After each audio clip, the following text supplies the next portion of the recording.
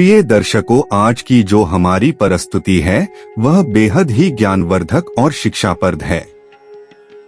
दोस्तों, मैं आपको बता दूं कि हमारे ग्रंथों में कुछ ऐसे रहस्य है जिसकी जानकारी हर व्यक्ति को नहीं होती है। मैं आपको बता दूं कि यह ऐसी जानकारी है जो हर व्यक्ति को होना चाहिए।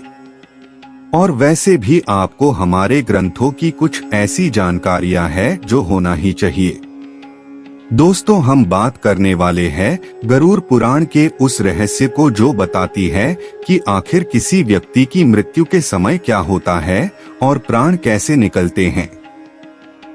आगे बढ़ने से पहले अगर आप अभी तक हमारे इस चैनल को सब्सक्राइब नहीं किए हैं तो सब्सक्राइब अवश्य कर लीजिए और कमेंट में जय श्री कृष्ण लिख दे। तो चलिए शुरुआत करते हैं। मित्रों, यमराज के दूत आत्मा को यमलोक तक ले जाते हुए डराते हैं और उसे नरक में मिलने वाले दुखों के बारे में बताते हैं। यमदूतों की ऐसी बातें सुनकर आत्मा जोर जोर से रोने लगती है। मित्रों, आप में से अधिकतर लोगों ने गरुड़ पुराण के बारे में सुना होगा। गरुड़ पुराण वैष्णव संप्रदाय से संबंधित है। सनातन हिंदू धर्म में मृत्यु के बाद इसके श्रवण का प्रावधान है। इस पुराण के देवता भगवान विष्णु हैं। दोस्तों, गरुड़ पुराण के दो भाग हैं, पूर्वखंड तथा उत्तरखंड। पहले भाग में भगवान विष्णु की भक्ति का उल्लेख किया गया है और दूसरे भाग में प्रेत कल्प का। मित्रों, किस प्रकार की योनियों में जन्म होगा, इन सब बातों की जानकारी दी गई है। गरुड़ पुराण के अनुसार जिस समय मनुष्य की मृत्यु होने वाली होती है वह बोलने की बहुत कोशिश करता है लेकिन बोल नहीं पाता है और कुछ समय में उसकी बोलने, सुनने आदि की शक्ति नष्ट हो जाती है। मित्रों, उस समय शरीर से अंगूठे के बराबर आत्मा निकलती है जिसे यमदूत पकड़कर यमलोक ले जाते हैं। गरुड़ पुराण में ऐसा वर्णन मिलता है कि यमराज के दूत आत्मा को यमलोक तक ले जाते हुए डराते हैं और उसे नरक में मिलने वाले दुखों के बारे में बताते हैं। यमदूतों की ऐसी बातें सुनकर आत्मा जोर जोर से रोने लगती है, पर यमदूत उस पर दया नहीं खाते और उसे आगे ले जाते हैं। आत्मा को यमदूत अंधेरे रास्ते से यमलोक लेकर पहुंचते हैं। दोस्तों, यमलोक तक जाने का रास्ता बड़ा ही कठिन माना जाता है। जब जीवात्मा तपती हवा और गर्म बालू पर चल नहीं पाती और भूख प्यास से व्याकुल हो जाती है, तब यमदूत उसकी पीठ पर चाबुक मारते हुए उसे आगे बढ़ने के लिए कहते हैं। वह आत्मा जगह जगह गिरती है और कभी बेहोश हो जाती है, फिर वो उठकर आगे की ओर बढ़ने लगती है। इस प्रकार यमदूत जीवात्मा को यमलोक ले जाते हैं। इसके बाद उस आत्मा को उसके कर्मों के हिसाब से सजा देना निश्चित होता है। इसके बाद वह जीवात्मा यमराज की आज्ञा से फिर से अपने घर आती है।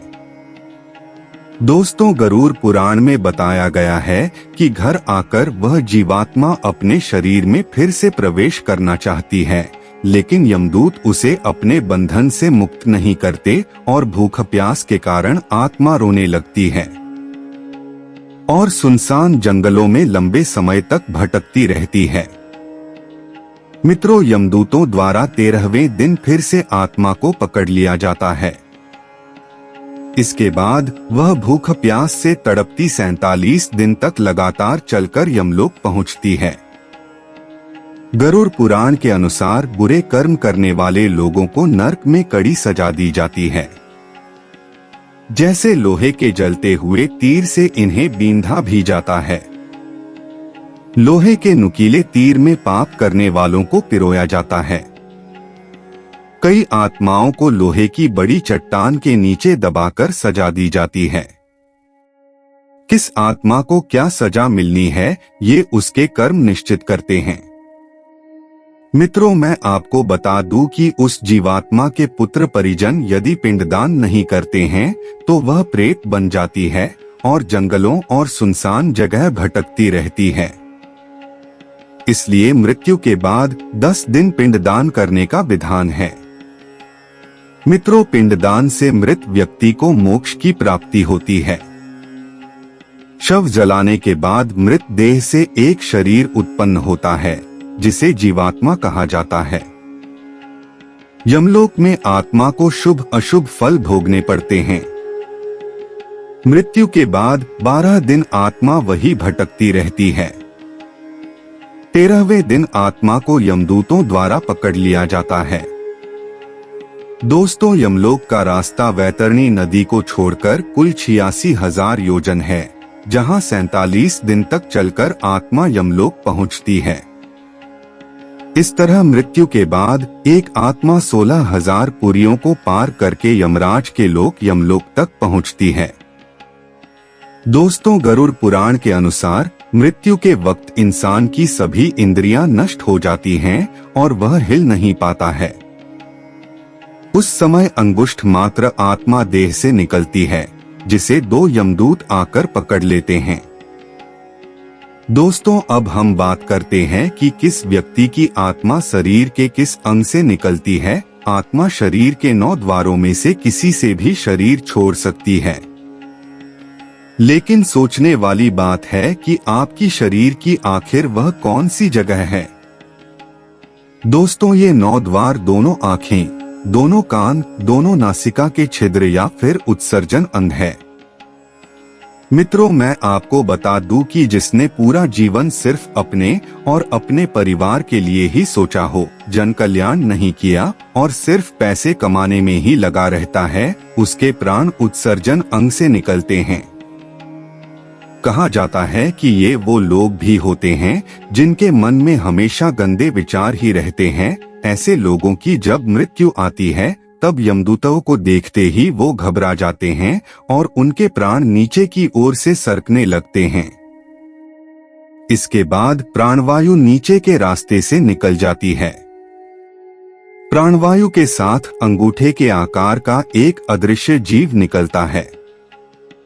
यमराज के दूत उसके गले में बांस बांध देते हैं और अपने साथ यमलोक लेकर जाते हैं।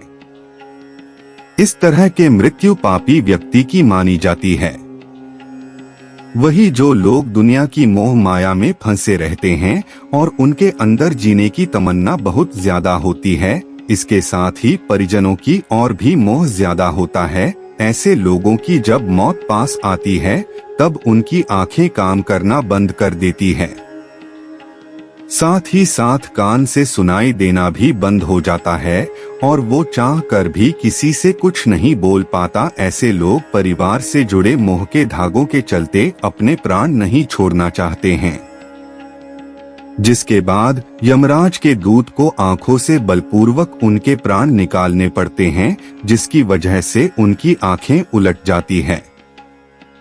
दोस्तों, गरुड़ पुराण में उन लोगों के मौत के बारे में भी बताया गया है जो आजीवन धर्म के रास्ते पर चलते हैं। आपने कई बार देखा होगा कि मौत के बाद कई शव के मुंह टेढ़े हो जाते हैं। बता दे, ऐसा उन लोगों के साथ होता है जिनके प्राण मुंह से निकलते हैं। इसको बहुत ही शुभ माना जाता है। इसके साथ ही इन लोगों को यमलोक में कष्ट नहीं भोगना पड़ते हैं।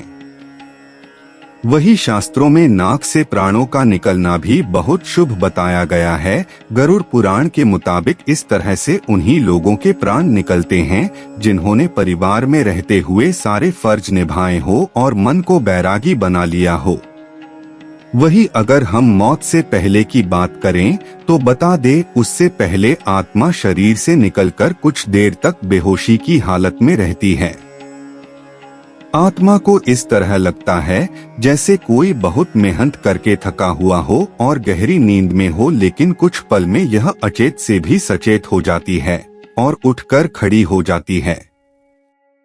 और तो और जब शरीर से आत्मा निकलती है तब शरीर को कुछ समय तक कुछ पता ही नहीं चलता है कि वो केवल शरीर से अलग है। वो उसी तरह व्यवहार करती है जैसे शरीर में रहते हुए उसका व्यवहार था, जिसके बाद आत्मा अपने सगे संबंधियों को आवाज देती है पर वह सुन नहीं पाते, जिसके चलते आत्मा को बेचैनी और छटपटाहट होने लगती है। वो परेशान होकर सभी लोगों से कुछ कहना चाहती है पर उसकी आवाज बस उस तक ही गूंज कर रह जाती है, क्योंकि वो भौतिक नहीं अभौतिक आवाज होती है और मनुष्य केवल भौतिक चीजों को ही महसूस करता है। मित्रों, आज की परिस्थिति में इतना ही। अगर जानकारी अच्छी लगी हो तो एक लाइक कर दीजिए और अपने मित्र बंधुओं को शेयर करें ताकि उन्हें भी इसकी जानकारी हो सके। जय श्री कृष्णा। मित्र